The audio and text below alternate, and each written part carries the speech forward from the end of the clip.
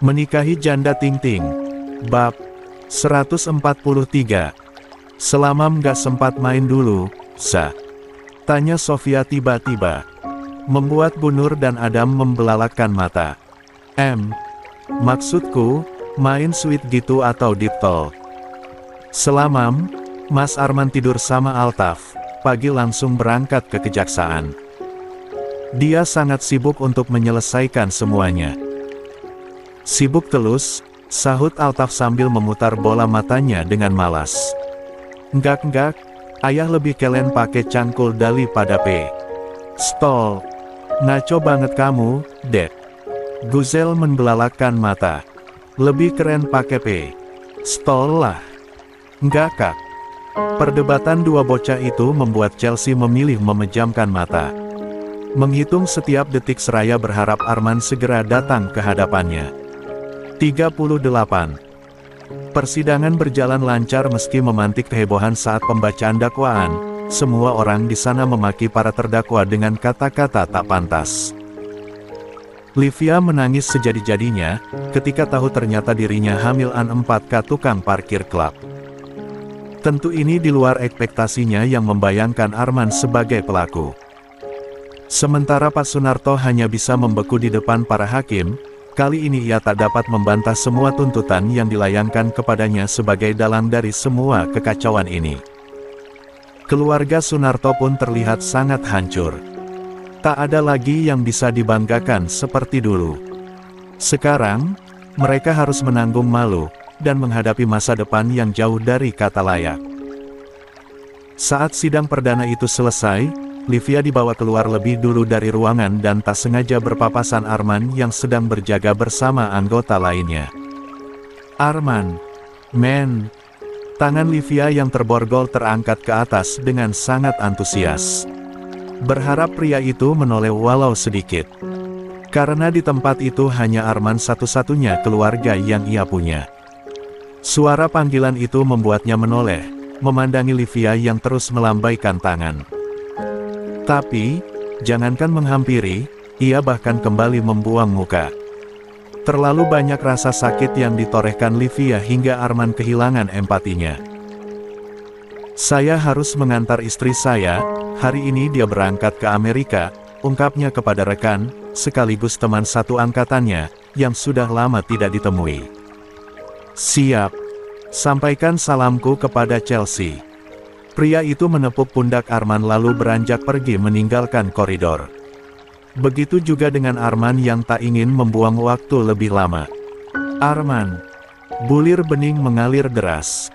Penyesalan pun semakin menjadi. Livia bukan hanya kehilangan kepercayaan papa dan adiknya, tapi juga kehilangan sosok yang dulu selalu mendukung setiap keputusannya. Sesampainya di parkiran depan, Arman mencoba untuk menghubungi Chelsea. Tapi, nomor ponsel istrinya itu sudah tidak aktif. Ekspresinya pun berubah panik. Sambil melirik arloji di pergelangan tangan, ia berjalan cepat, masuk ke dalam mobil dan langsung tancap gas meninggalkan tempat tersebut, tanpa berpamitan kepada Rusdi ataupun Rizal, terlebih dahulu. Butuh waktu sekitar 1 jam untuk sampai ke bandara. Arman berlari cepat menuju pintu keberangkatan.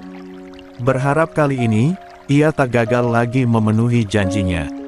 Setidaknya harapan itu bertahan untuk beberapa saat. Hingga ketika sampai di tempat tujuan, semuanya berubah. Apa yang tersaji di depan mata, jauh dari ekspektasinya. Ya, pesawat dengan tujuan Los Angeles, sudah take off setengah jam lalu.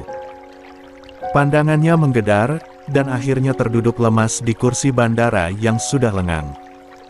Astagfirullah. Arman masih berusaha mengatur napas seraya memandangi layar monitor yang tergantung di atas sana.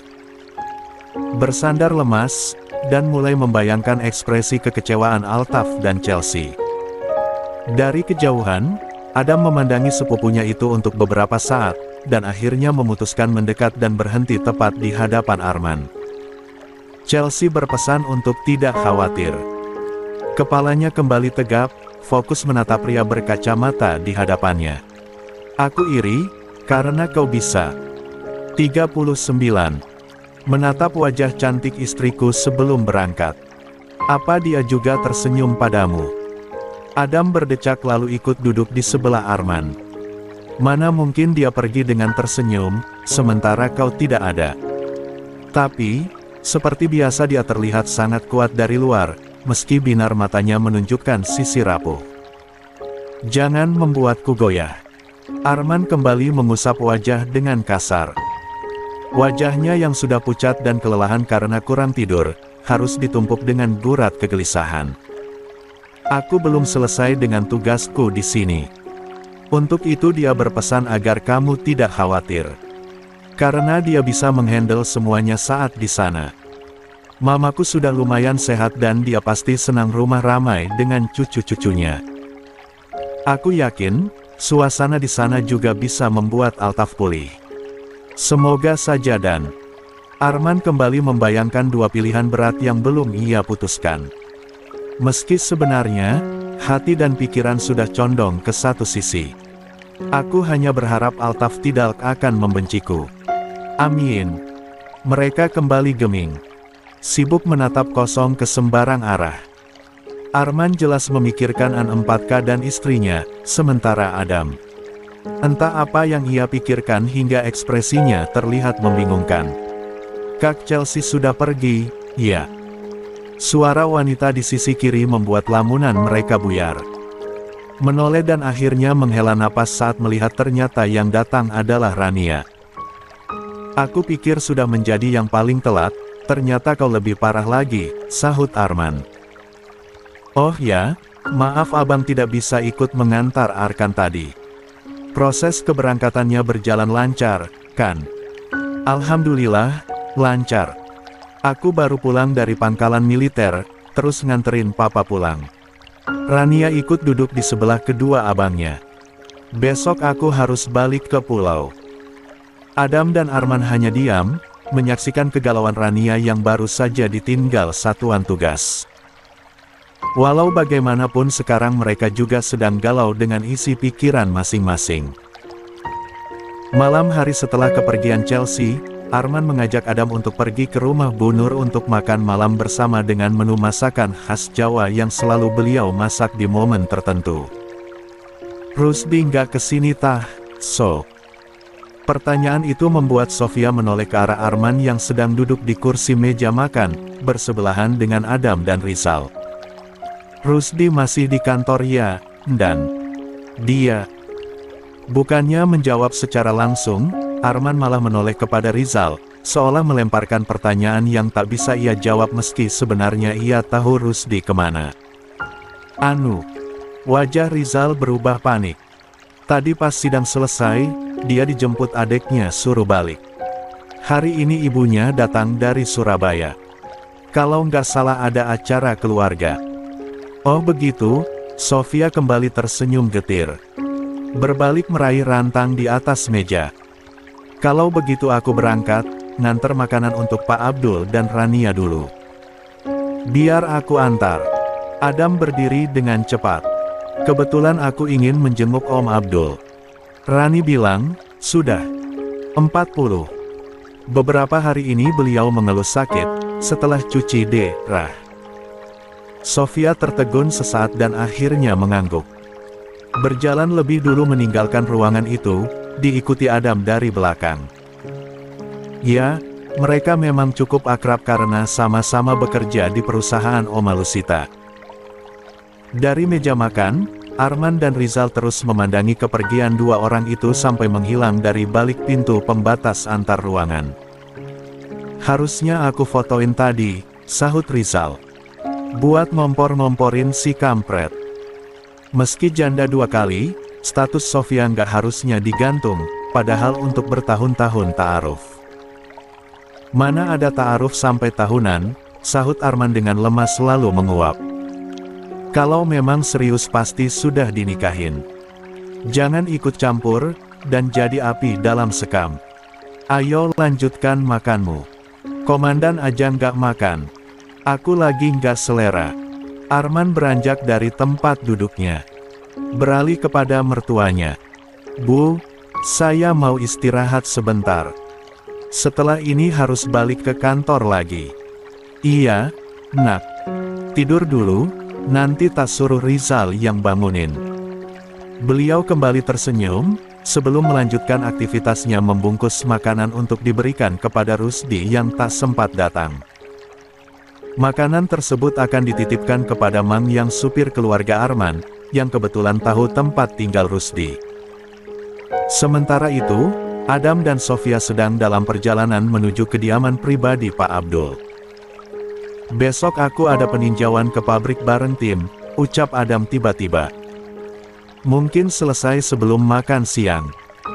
Kalau bisa, aku ingin minta tolong kamu menemani aku ke suatu tempat sebentar." "Kemana, Kak?" "Besok aku kasih tahu.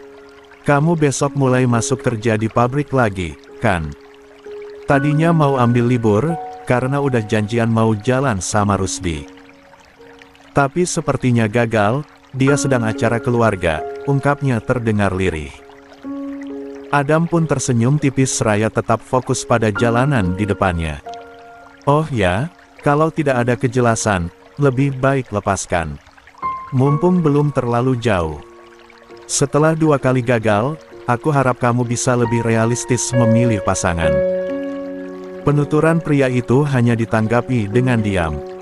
Sofia kembali bersandar. Setelah cukup lama, akhirnya ia merasakan apa yang dialami Chelsea saat menghadapi kesibukan pasangan sebagai abdi. Tapi, apa dia bisa bertahan seperti sahabatnya itu? Sedangkan tidak ada kejelasan apapun apakah Rusdi ingin menikahinya atau tidak. Tepat saat mobil memasuki halaman kediaman Pak Abdul, Adam meraih rantang di pangkuan Sofia. "Ayo keluar. Jangan pikirkan itu dulu, besok kita bicarakan lagi." "Iya, Kak." Mereka beranjak dan berjalan beriringan menuju teras. Rania datang menghampiri dan menyambut dengan antusias. Di waktu bersamaan, tepatnya di lapas tahanan sementara, seorang penjaga masuk ke salah satu bilik untuk membawakan makanan kepada Livia. Tadinya pria itu berjalan santai. Namun, saat lampu depan dihidupkan, pandangannya langsung mengarah kepada Livia yang sudah terkapar di lantai. Astaga! Makanan di tangannya jatuh begitu saja. Ia berlari mendekati jeruji dan akhirnya bisa melihat jelas deastrisrah yang terus mengalir di antara kedua kaki wanita itu. 41. Bekolbix pria itu berbalik. Berlari cepat untuk meminta bantuan. Di dalam sana, Livia masih bisa membuka mata dengan lemas. Setelah beberapa saat lalu berusaha untuk menggugurkan kandungannya karena merasa tidak terima dengan fakta yang menyatakan bahwa ia hamil anak tukang parkir. "Aku mau mati saja." Air matanya kembali mengalir deras. "Papa, Arkan, maafkan aku." Matanya terpejam seiring rasa bersalah yang kian menekan pikiran. Pagi ini, waktu setempat, Chelsea keluar dari kamar dengan memakai mantel tebal untuk menghalau rasa dingin yang menusuk sampai ke tulang. Baru beberapa hari Dila, kondisinya malah kurang baik.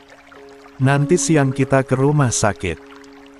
Bu Safira Mama Adam, datang menghampiri Chelsea dan langsung menuntun istri keponakannya itu, duduk di sofa panjang untuk berhadapan langsung dengan dinding kaca.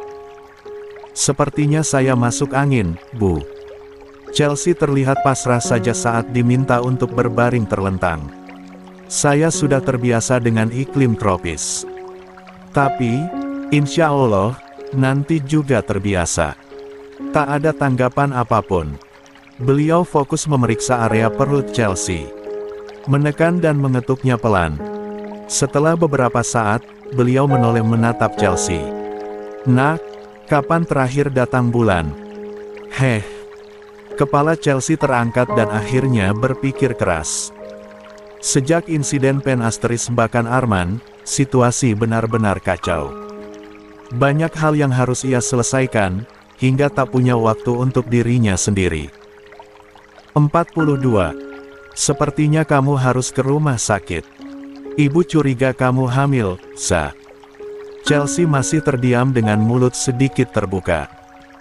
Namun, Belajar dari kehamilan sebelumnya, ia memang sangat jarang mengalami gejala seperti wanita hamil pada umumnya.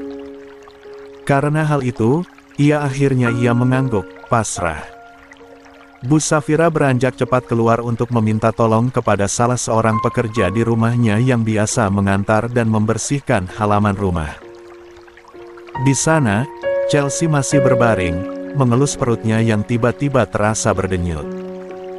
Entah itu hanya perasaannya saja, atau memang janin dalam rahimnya sudah berkembang terlalu jauh tanpa disadari. Tiba-tiba ia bangkit, kembali ke kamar. Diraihnya ponsel di atas meja nakas. Tapi saat hendak menelpon Arman, dirinya kembali termangu. Lah tahu, hari ini sampai akhir bulan, Arman harus fokus menyelesaikan kasus, agar tak ada celah untuk Pak Sunarto melakukan Su-4P yang bisa berdampak pada putusan hakim. Bunda, kenapa? Ponsel yang sudah digenggam pun, kembali diletakkan di atas meja.